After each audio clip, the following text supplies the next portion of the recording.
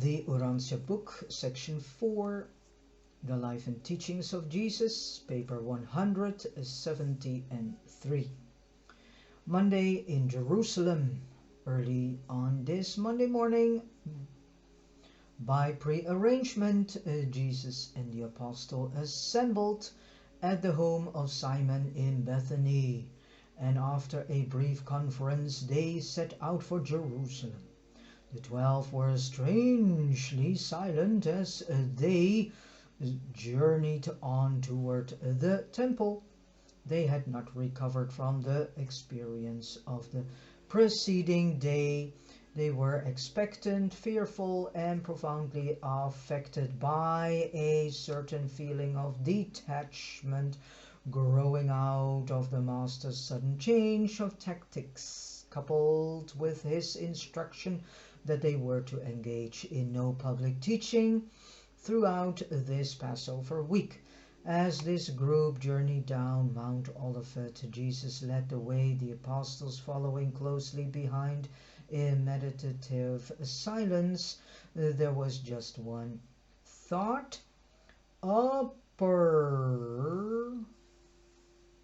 uppermost in the minds of all save Judas Iscariot, and that was, what will the Master do today?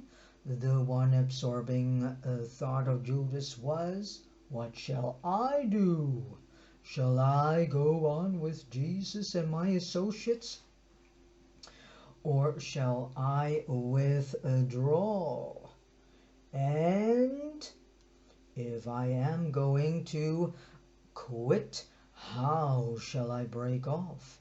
It was about 9 o'clock on this beautiful morning when these men arrived at the temple. They went at once to the large court where Jesus so often taught, and after greeting the believers who were awaiting him, Jesus mounted one of the teaching platforms and began to address the gathering crowd.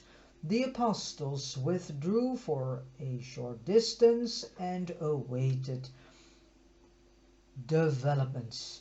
1. Cleansing the temple, and this is not described in a way as it is being described in the Bible.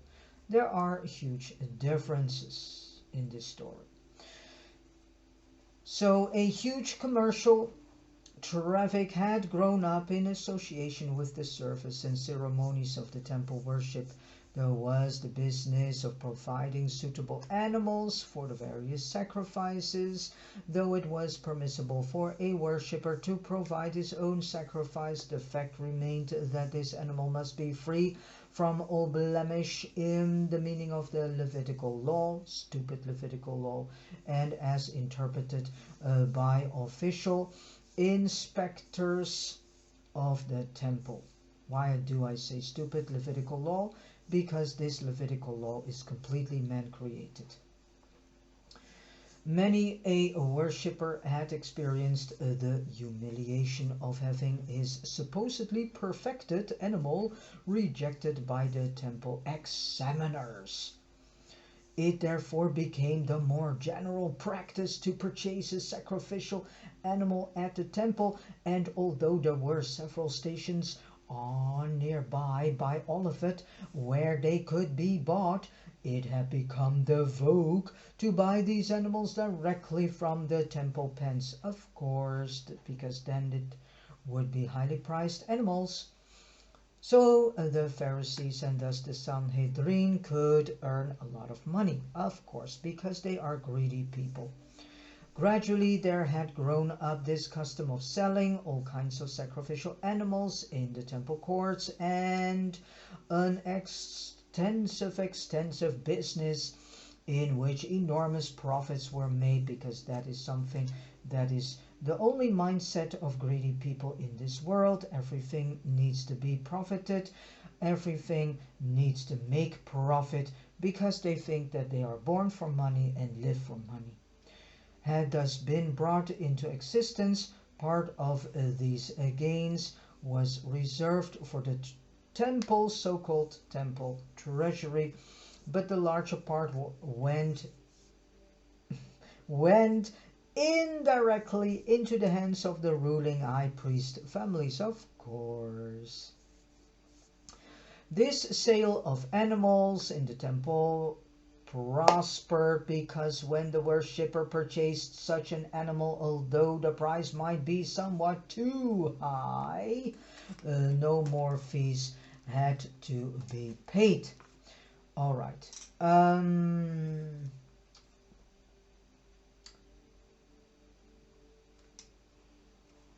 Let me see. At one time, the greedy priests went so far as to demand the equivalent of the value of a week's labor for a pair of doves, which should have been sold to the poor for a few pennies. Of course, because the majority of the mindset of greedy people is greed, envy, jealousy, hate, pride.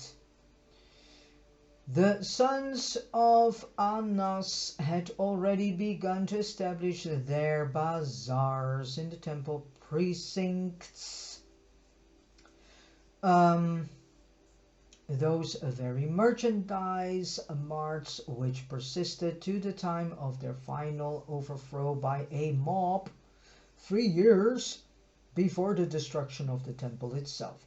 But the traffic in sacrificial animals and sundry merchandise was not the only way in which the courts of the temple were profaned.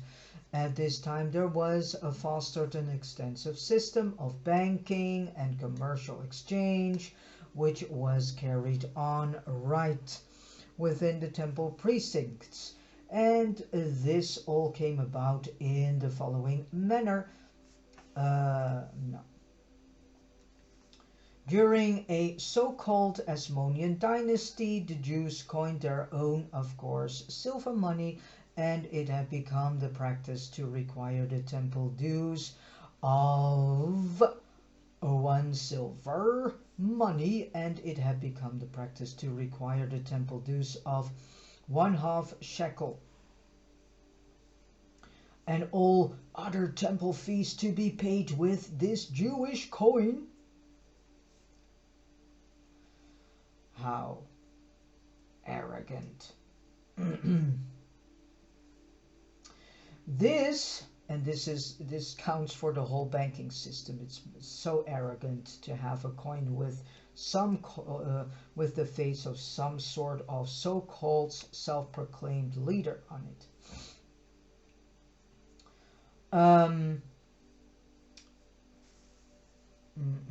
This regulation necessitated that money changers be licensed, of course, to exchange the money source of currency in circulation throughout Palestine and other provinces of the Roman Empire for this orthodox shekel of Jewish coining. The temple heat tax, payable by all except women, slaves, and minors, was 1/2 shekel, a coin about the size of a 10-cent piece, but twice as thick. By the times of Jesus, the priests had also been exempted from the payment of temple dues. Of course, they didn't have to pay tax for the temple because they were priests. Oh. And this is still going on. There has nothing been changed, people. Nothing has changed.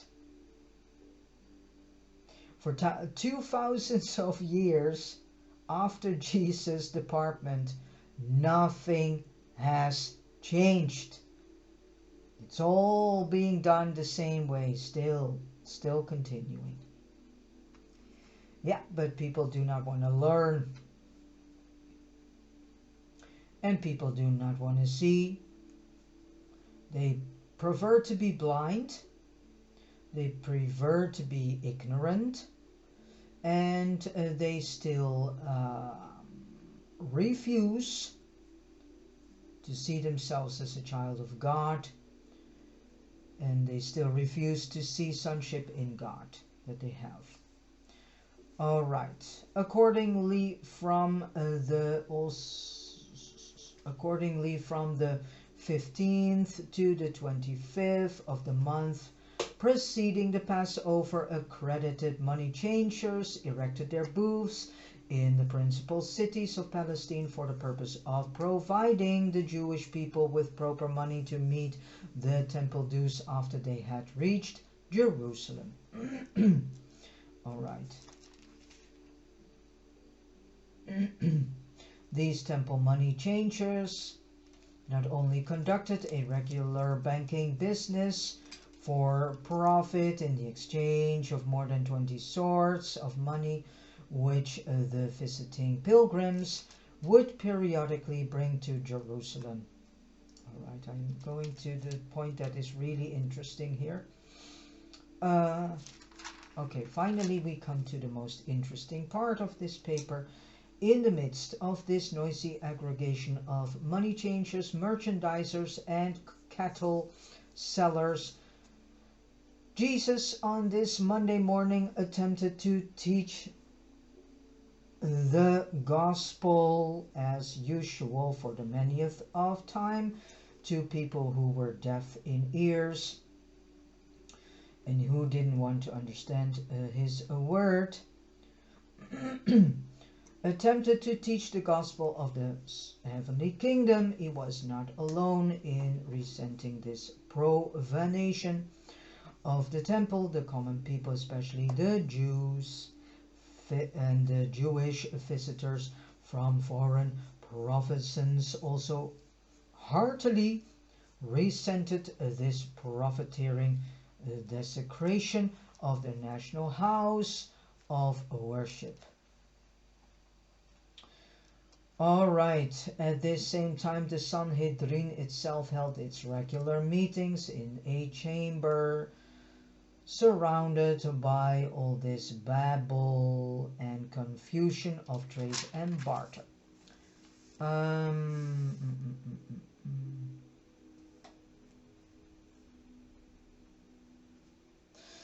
As Jesus was about to begin his address, two things happened to arrest his attention.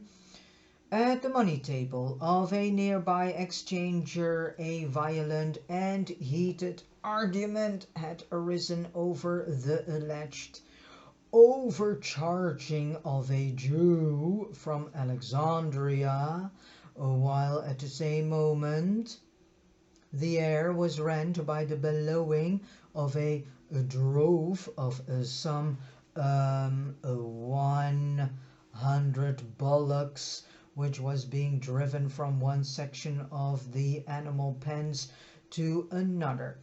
As Jesus paused silently but thoughtfully contemplating this scene of commerce and confusion, close by he beheld a simple-minded Galilean, a man he had once talked with in Iran,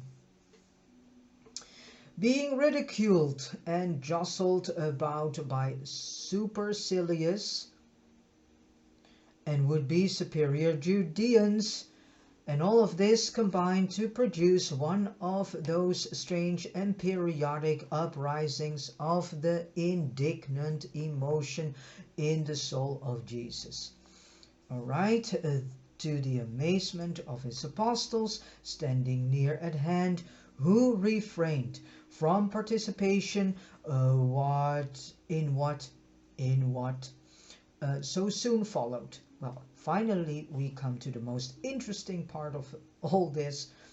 Jesus stepped down from the teaching platform and, going over to the lad who was driving the cattle through the court, took from him his whip of cords and swiftly drove the animals from the temple. But that was not all. He strode majestically before the wondering gaze of the thousands assembled in the temple court to the farthest cattle pen, and proceeded to open the gates of every stall and to drive out the imprisoned animals By this time, the assembled pilgrims were electrified, and with uproarious shouting, they moved toward the bazaars and began to overturn the tables of the money changers.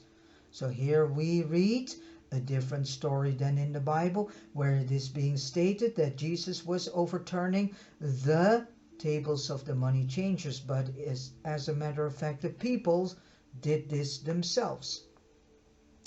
In less than 5 minutes, all comers had been swept from the temple. By the time the nearby Roman guards had appeared on the scene, all was quiet and the crowds had become orderly. Jesus, returning to the speaker's stand, spoke to the multitude. You have this day witnessed that which is written in the word.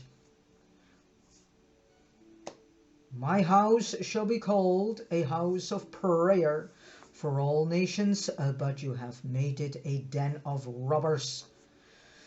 But before he could utter other words, the great assembly broke out in hosannas of praise, and presently a throng of youths stepped out from the crowd to sing grateful hymns of appreciation that the profane and profiteering merchandisers had been ejected from the sacred temple. By this time, certain of the priests had arrived on the scene, and one of them said to Jesus, Do you not hear what the children of the Levites say? And the master replied, Have you never read? Out of the mouths of babes and sucklings has praise been perfected.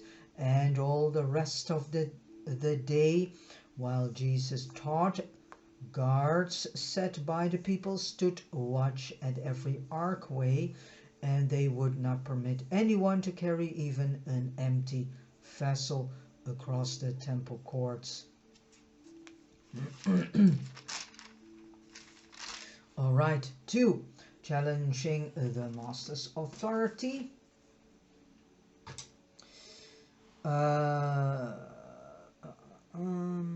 Well, a short intro here on Sunday, the triumphal entry into Jerusalem. So overall, the Jewish leaders that they refrained from placing Jesus under arrest.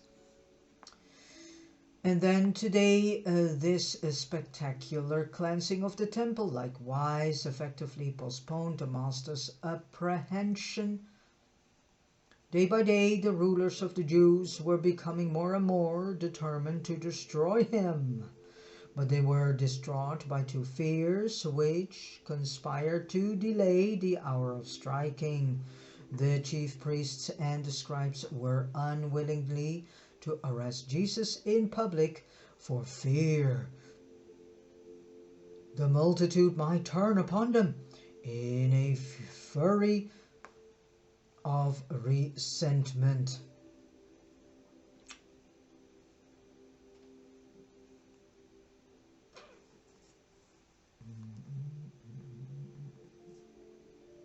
Jesus had begun his discourse on the liberty of sonship. A group of these elders of Israel made their way up near Jesus and, interrupting him in the customary manner, asked this question, By what authority do you do these things? Who has given you this authority?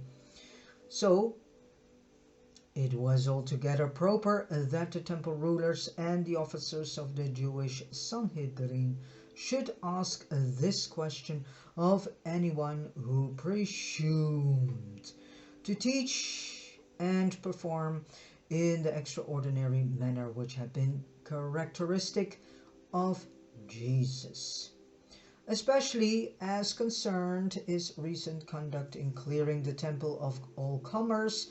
These traders and money changers all operated by direct license from the so-called highest rulers. Do not forget that authority was the watchword of all Jewry. The prophets were always stirring up trouble because they so boldly presumed to teach without authority. without having been duly instructed in the rabbinic academies and subsequently regularly ordained by the Sanhedrin. So lack of this authority in pretentious public teaching was looked upon as indicating either ignorant presumption or open rebellion. At this time only the Sanhedrin could, ordain an elder or teacher. Of course, only they could. And such a ceremony had to take place in the presence of at least 3 persons who had previously been so ordained. Such an ordination conferred to the title of so-called rabbi upon the teacher and also qualified him to act as a judge, so-called binding and loosing such matters as might be brought to him for adjudication. All right.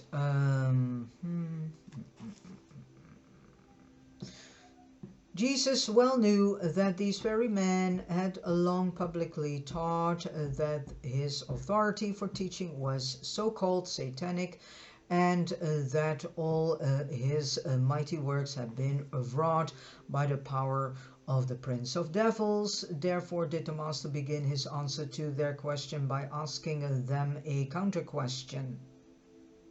Said Jesus, I would also like to ask you one question, which if you will answer me, I likewise will tell you by what authority I do these works. The baptism of John, whence was it? Did John get his authority from heaven or from man? And when his questioners heard this question, they withdrew to one side to take counsel among themselves as to what answer they might give. They had thought to embarrass Jesus, of course, for the manyth time before the multitude, but now they found themselves much confused before all who were assembled at that time in the temple court. And their discomfiture was all the more apparent when they returned to Jesus, saying, Concerning the baptism of John, we cannot answer, we do not know. And they so answered the master because they had reasoned among themselves. If we shall say from heaven, then will he say, Why did you not believe him? And perchance will add that he received his authority from John.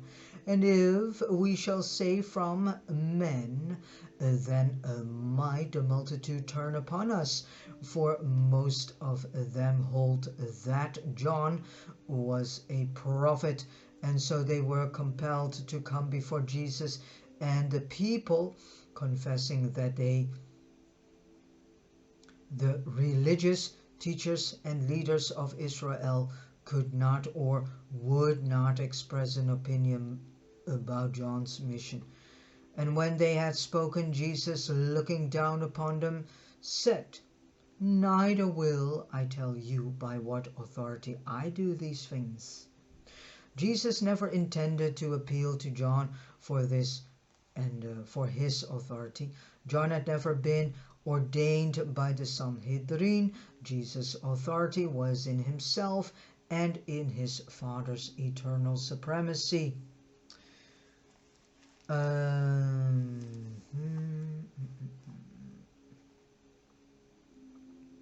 In this apparent evasion, he really supplied all his hearers with the answer to the Pharisees' questions as to the authority behind his mission. So they had asserted that he performed by authority of the prince of devils. Jesus had repeatedly asserted that all his teachings and works were by the power and authority of his Father in heaven. Well, that the Jews did not want to believe this, that is their problem. And has always been their problem.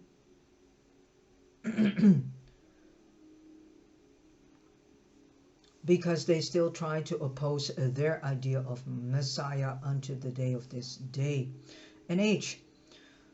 This the Jewish leaders refused to accept and were seeking to corner him into admitting that he was an irregular teacher, since he had never been sanctioned by the Sanhedrin.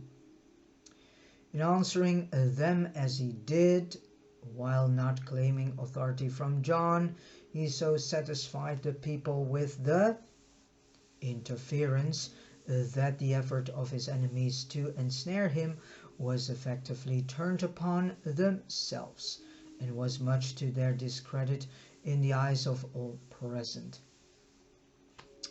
And it was this genius of the master for dealing with his adversaries that made them so afraid of him. They attempted no more questions that day.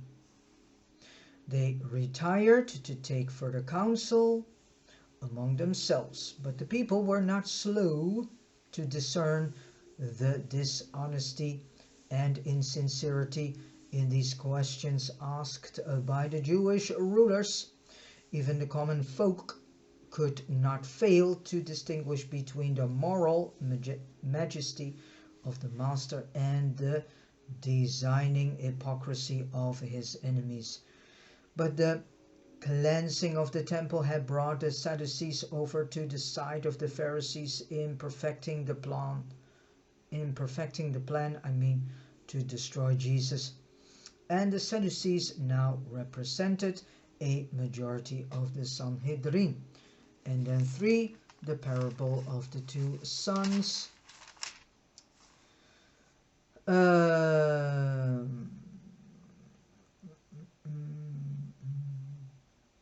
As the confiling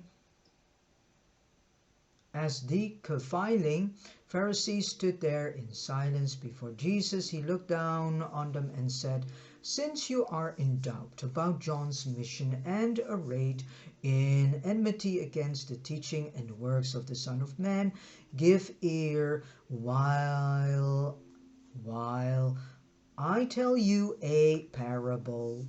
A certain great and respected landholder had 2 sons, and desiring the help of his sons in the management of his large estates, he came to one of them, saying, 'Son, go work today in my vineyard.'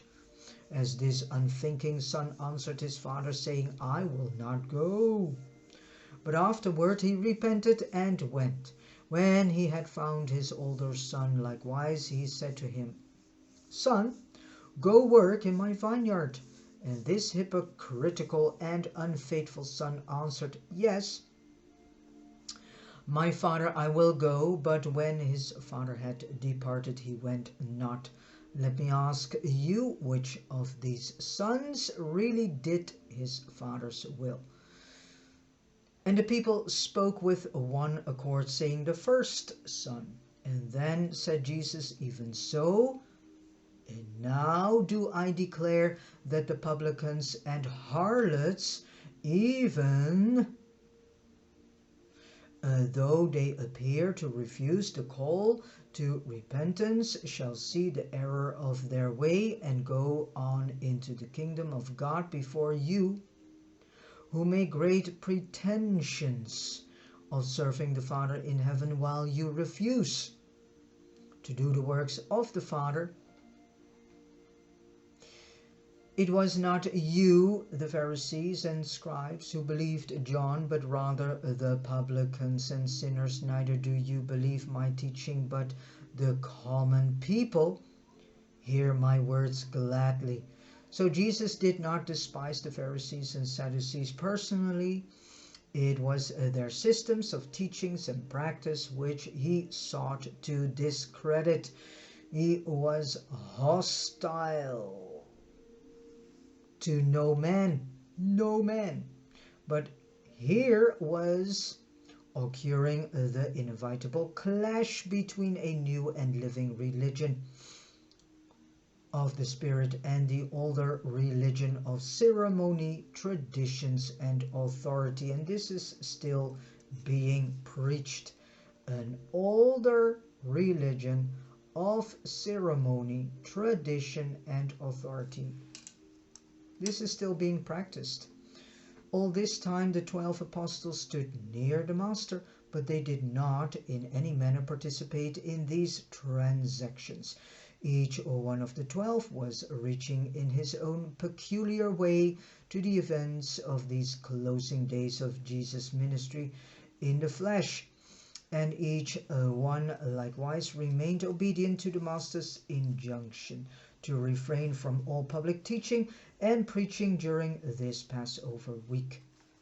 And then point 4, another parable, which is the parable of the absent landlord.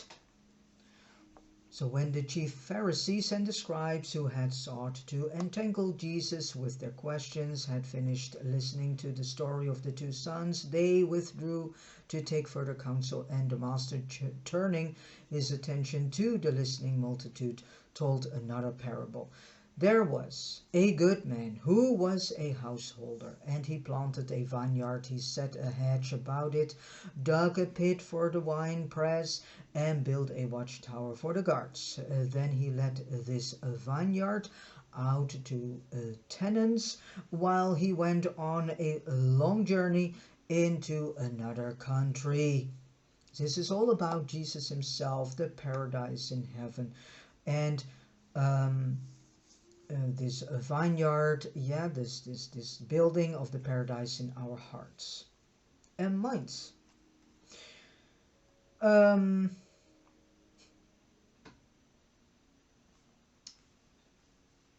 But they took counsel among themselves. This is referring to all the people who still refuse to seek God, who still refuse to acknowledge themselves as the Son of God, who still refuse to see themselves as sonship in God, to see this sonship that they have in God, and refused to give these servants the fruits due their master. Instead, they fell upon his servants, beating one, stoning another, and sending the others away empty-handed. And when the householder heard all about this, he sent other and more trusted servants to deal with these wicked tenants, and they wounded and also treated shamefully. And then the householder sent his favorite servant, his steward, and him they killed. And still in patience and with forbearance he dispatched many other servants, but none would they receive. Some they beat, others they killed, and when the householder had been so dealt with, he decided to send his son to deal with these ungrateful tenants. This is all about the story of God trying to get us back into his paradise, back to himself actually. This story is telling about God's children and the refusal they do. The vineyard is the heart in actuality. The vineyard is not this world, absolutely not. The vineyard is actually the ground in our soul, in our heart, in our mind, that needs to be opened up to acknowledge, embrace the fact that we are a child of God and have sonship in God. So he decided to send his son to deal with these ungrateful tenants. Well, the father has sent his son, in this case Michael of Nebadon, the Paradise Creator's son, known here on earth as Jesus of Nazareth, to help us to undo us from our slave bonds of traditions, man created rules, regulations, ceremonies, rituals, and so on, saying to himself, "They may mistreat my servants, but they will surely show respect for my beloved son." Well, they didn't, but they killed him. But when these unrepentant and wicked tenants saw the son, they reasoned among themselves, "This is the heir. Come, let us kill him, and then the inheritance will be ours." So they laid hold on him, and after casting him out of the vineyard, they killed him. When the Lord of that vineyard shall hear how they have rejected and killed his son, what will he do to those ungrateful and wicked tenants? And when the people heard this parable and question Jesus asked, they answered, "He will destroy those miserable men and let out his vineyard to other and more honest farmers, who will render to him the fruits in their season." And when some of them who heard perceived that this parable referred to the Jewish nation, and not only to the Jewish nation, nowadays to everyone and every nation, and its treatment of the prophets, and to the impending rejection of Jesus and the gospel of the kingdom, they said in sorrow, "God forbid that we should go on doing these things." Jesus saw a group of the Sadducees and Pharisees making their way through the crowd, and he paused for a moment until they drew near him, when he said, "You know how your fathers rejected the prophets, and you well know that you are set in your hearts to reject the Son of Man."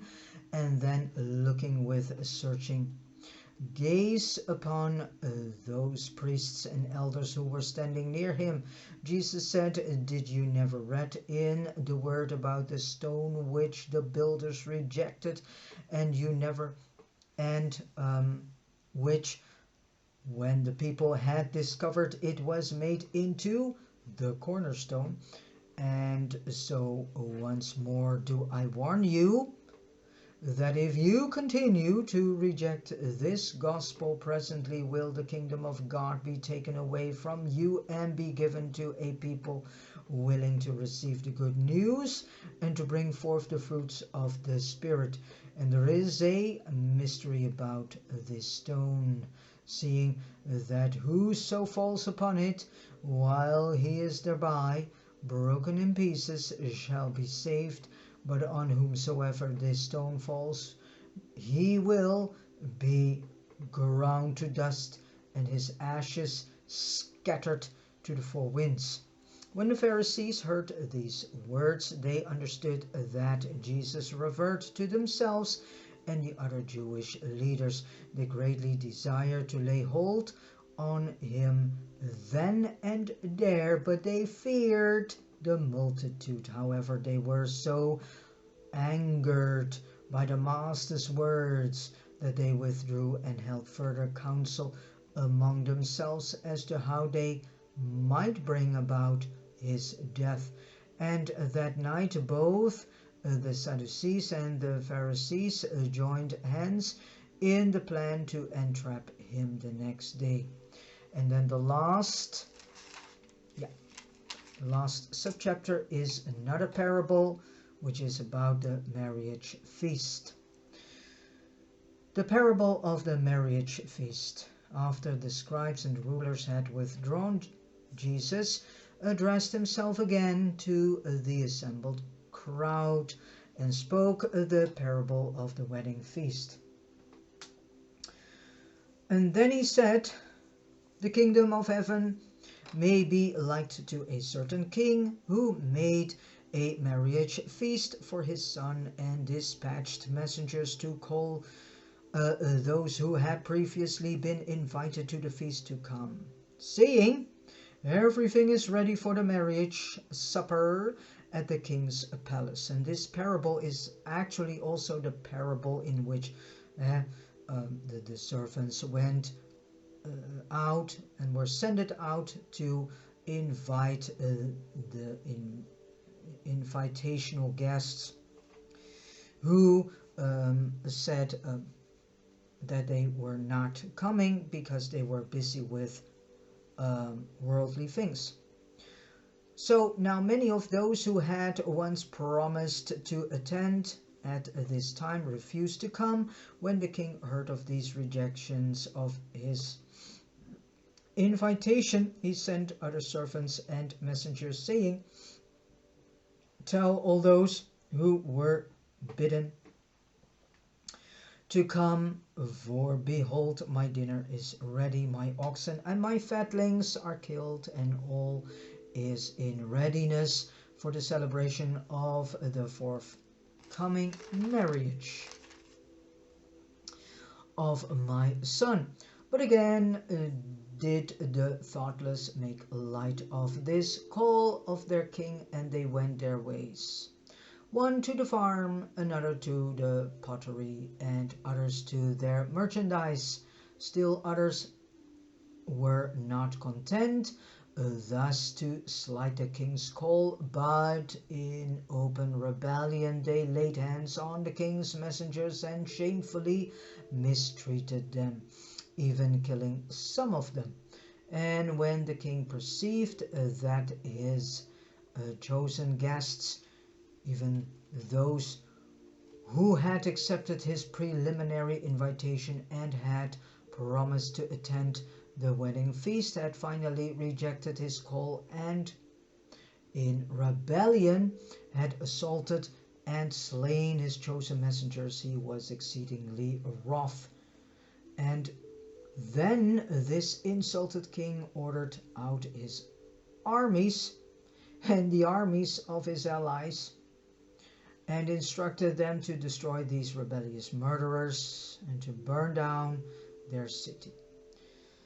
And when he had punished those who spurned his invitation, he appointed yet another day for the wedding feast, and said to his messengers, "They who were first bidden to the wedding were not worthy, so go now into the parting of the ways and into the highways, and even beyond the borders of the city, and as many as you shall find, bid even these strangers to come in and attend this wedding feast." And when these servants went out into the highways and the out of the way places, and they gathered together as many as they found, good and bad, rich and poor, so that at last the wedding chamber was filled with willing guests. When all was ready, the king came in to view his guests, and much to his surprise he saw there a man without a wedding garment.